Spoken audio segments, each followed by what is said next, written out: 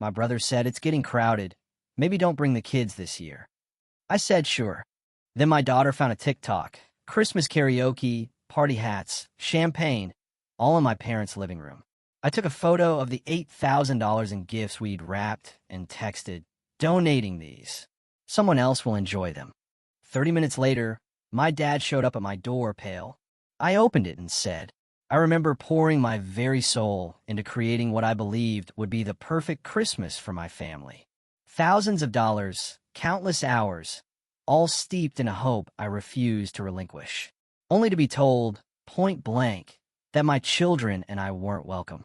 The real gut punch, however, came days later. Their perfect party, the one I bankrolled, splashed across social media for the world to see. How would you react? For years, I was the family's silent scaffold, their unwavering ATM, their unseen wellspring of support. I was the emotional punching bag, absorbing every blow with a tight, fake smile. This was my role until that one Christmas, when the truth struck me harder than any betrayal ever could. "It's getting crowded. Maybe skip this year with the kids."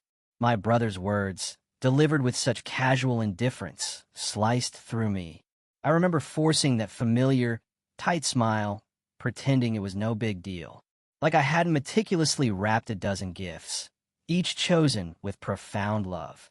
Like my daughter hadn't spent weeks perfecting Jingle Bell Rock for the family karaoke, dreaming of her moment in the spotlight. Like my son hadn't painstakingly crafted a custom holiday card, crowning Grandma with a glitter glue star. We stayed home, the three of us.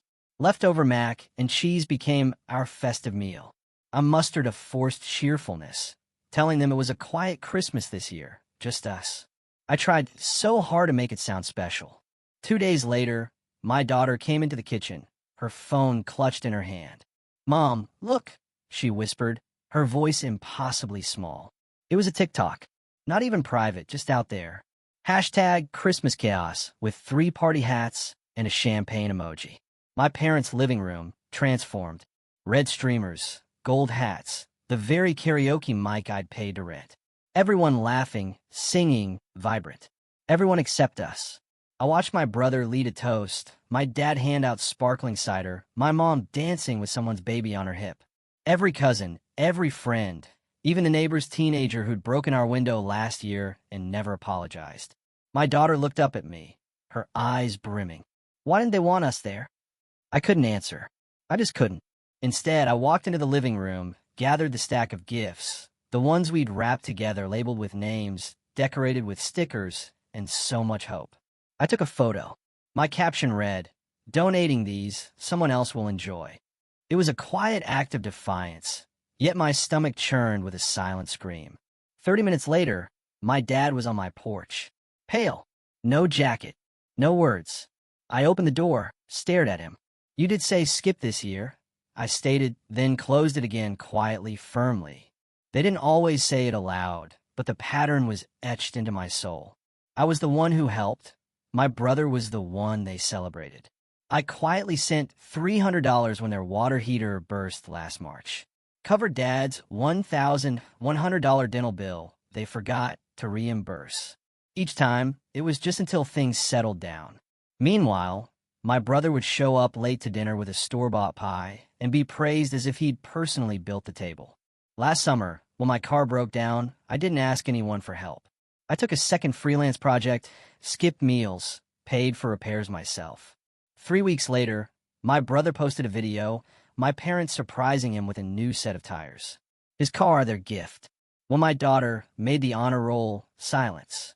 When my nephew scraped through summer school on his second try, Mom baked a cake. Still, I stayed quiet. I told myself they were just distracted. Next time, I'd whisper. Then came Thanksgiving. I hosted. Cleaned my entire apartment until it sparkled. Cooked for 14 people. Turkey, stuffing, 2 pies. My daughter folded napkins into perfect little fans. My son made charming place cards. Everyone came. 8 left. Not one person said, "Thank you." Not one. 2 days later, my mom texted me a screenshot of a Facebook memory from 2014. "Remember when your brother hosted that amazing Thanksgiving? One picture, one plate of takeout, zero irony. I stare at that screenshot for 5 long minutes before replying. You know, I hosted this year, right? She replied with a thumbs up emoji. That was the exact moment I felt it. That slow, crawling, sickening realization. I'm not family. I'm a resource. The truth was everywhere once I started looking. My brother had never paid rent living at home until he was 30. I sent money even after moving out.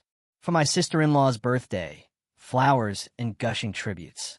For mine, happy birthday, in the group chat at 9:48 p.m.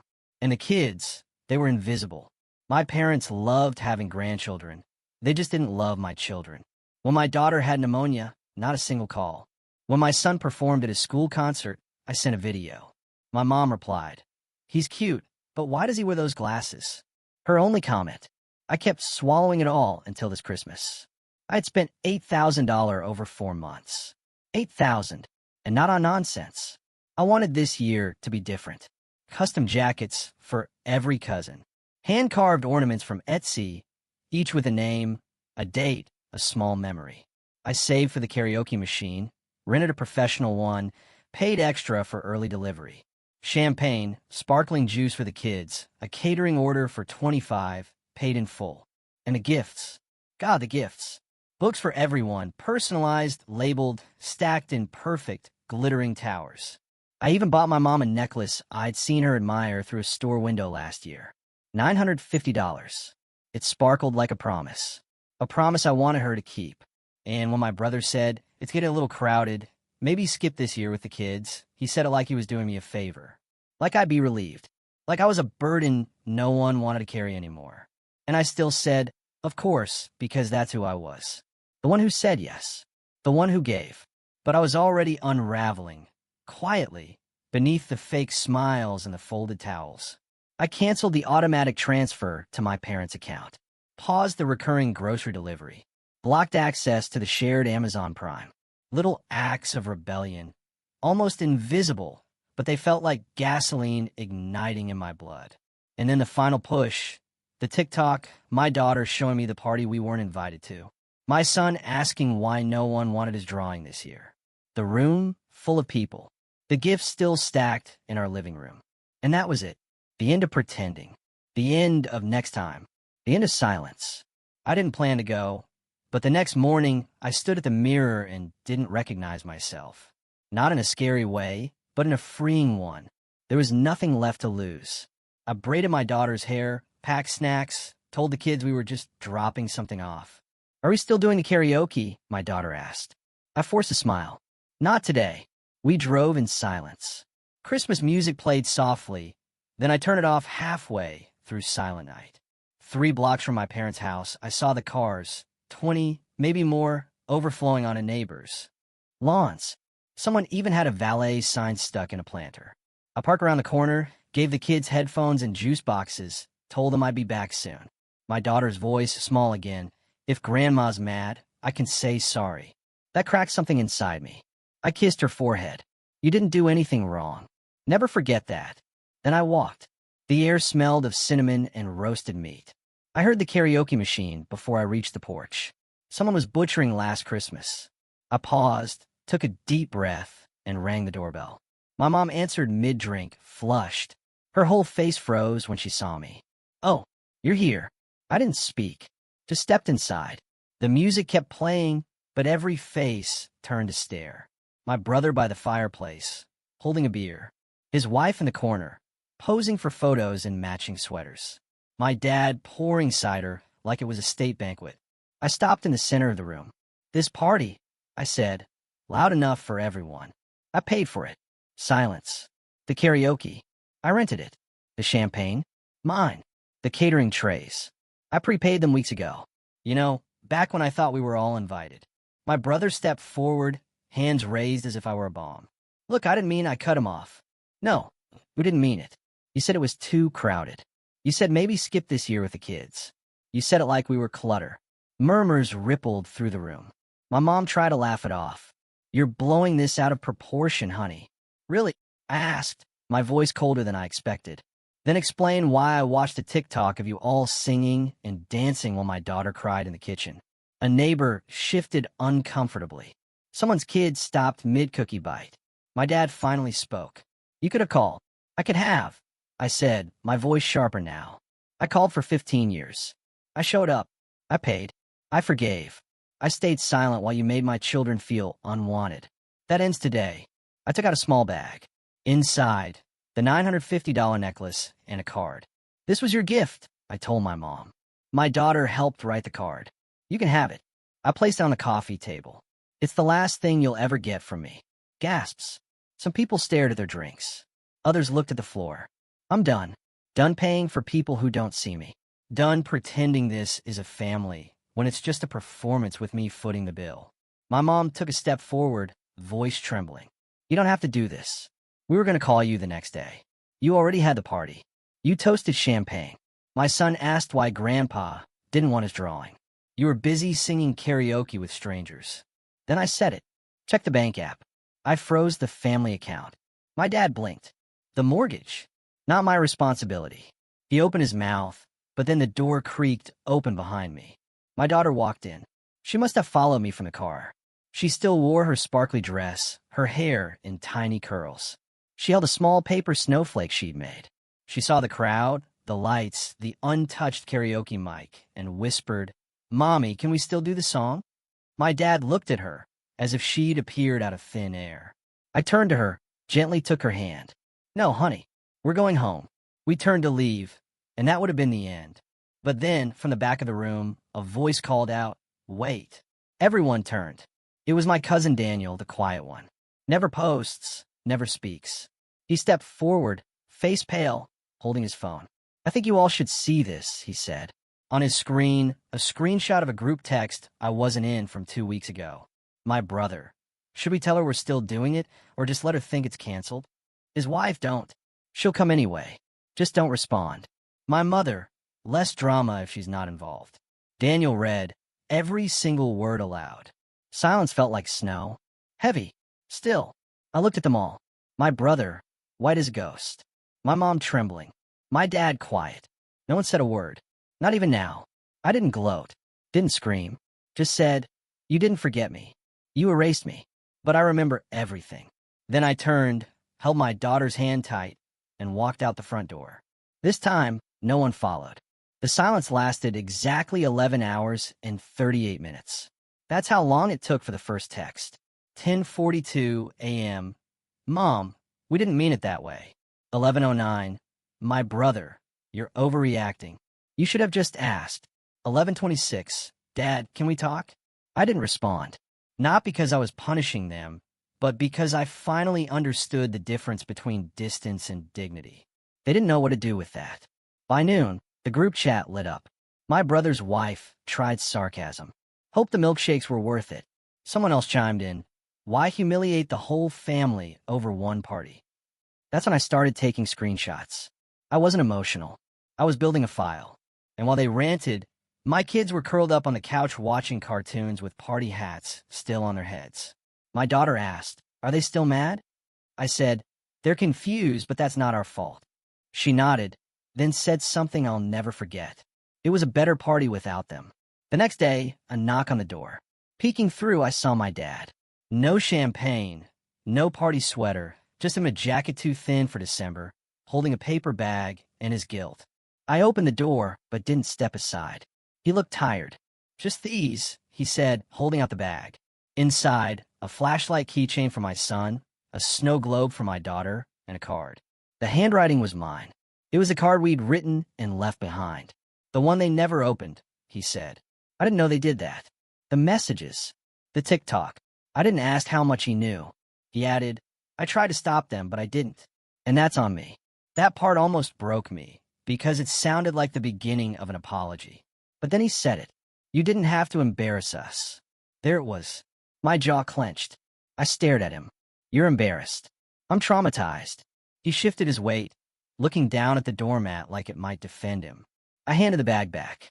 Give it to someone who claps for cruelty. He didn't argue. He turned and walked down the steps, one hand still in his pocket, the other empty. That night, the next wave began. My cousin messaged me. "Your mom says you're freezing the account just to punish them." Then another. "She said you canceled the car, too." That's just cruel. I didn't respond. I just forwarded every lie to my lawyer because, yes, the car was canceled. The account was frozen. The balance was mine again for the first time in years. I wasn't being cruel. I was closing the tap. They could scream, but they'd do it with their own breath now, not mine. The day after Christmas, an email arrived from a family friend. Subject: what happened? Inside, a screenshot of a Facebook post. My mom, smiling beside my brother holding a coffee mug, captioned, "Grateful for the people who show up, not just when it's easy." I laughed out loud because there she was performing again. The family stage, the guilt theater, front row seats for anyone who never questioned her narrative. That's when I made a decision. I replied with a link to the TikTok. No words, just a video, no context. Let the truth speak for itself. She didn't reply, but 3 hours later, my aunt messaged me. She's crying. "Hope you're happy." No, I wasn't happy. But for the first time, I was free. Then the escalation. 5 days after the party, my daughter's school called.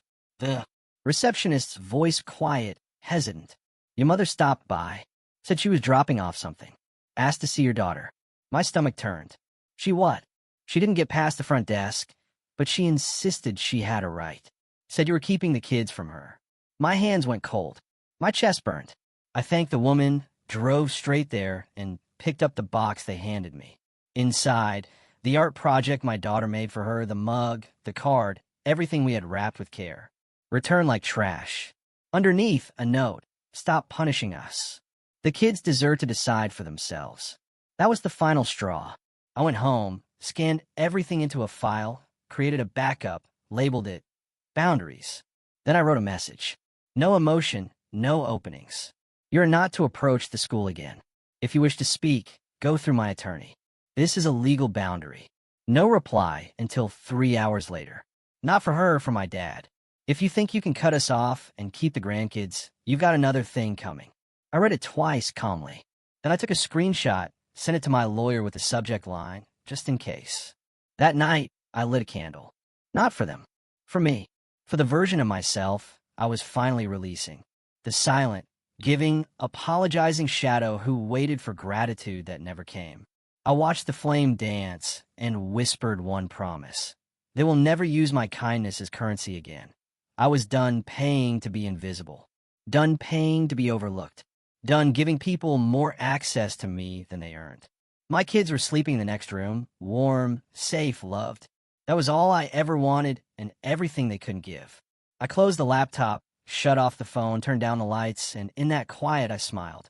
Not because it was over, but because I had just begun. It didn't end with fireworks. It ended with stillness. A quiet so profound, it felt like I could finally hear myself think.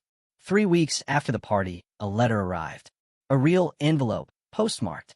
My mother's handwriting, curled and elegant, like she was still trying to convince the world she was composed. Inside, for photographs. One of me, age 6, asleep on the living room floor with my teddy bear.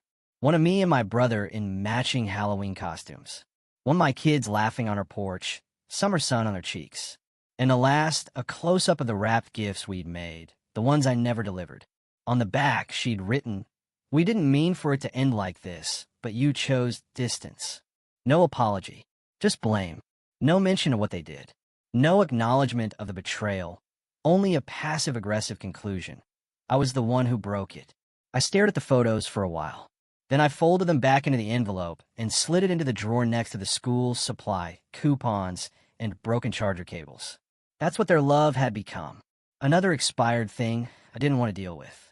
New Year's Eve came without incident. The kids danced in socks on the living room rug, holding plastic flutes of apple cider, shouting countdowns 5 minutes too early. I let them because that joy was real. At midnight, I didn't post a single resolution. No manifestos, just 3 whispered promises to myself. No more guilt. No more giving to prove I matter. No more shrinking to fit their script. In January, I found space. Literal space in my bank account where their mortgage used to drain me. Emotional space in my head where their judgment used to live rent-free. And physical space in my home where I finally rearranged the living room without thinking, well, Mom will like this when she visits, because she won't. She's not invited anymore. And I don't miss her. I miss the version of her I tried to create, the fantasy, but not the woman who told my children in silence that they weren't enough. Not the man who watched and said nothing. Then came the voicemail, mid-January, from my dad. Your mother isn't doing well. She doesn't sleep. She's depressed. You should come by, for the kids at least. As if their pain now belonged to me. As if parenting their emotions was still part of my job. I listened to it once, then archived it. I didn't even tell the kids because that guilt, it wasn't theirs to carry. And mine? I'd already buried it. Mid-February brought the next play. A message from my brother's wife. Your mom wants to invite the kids to her birthday brunch. Just the kids. No drama. I stared at it for 5 full minutes. Then I replied, tell her to have her lawyer call mine. A minute later, she sent a thumbs-up emoji. Their favorite weapon, weaponized politeness. But not everyone disappeared. My grandfather, the only one who never asked me for money, called. I saw the TikTok, he said. I froze. He continued, I saw how your daughter looked. I saw how they looked through her. I didn't speak. He said, I changed my will. I just wanted you to know. Your mother won't like it, but she hasn't liked much since you stopped funding her. And for the first time, I cried. Not because of the money, but because someone had finally seen me. Not as a giver, not as a burden, not as too much. Just as me. I haven't spoken to them since. No birthday cards, no fake holiday texts, no Facebook memories to make me second-guess my decision. But I haven't blocked them either. I want them to see the photos of our family hikes, of my son's birthday party with real laughter and no forced hugs, of my daughter's honor roll award with friends cheering.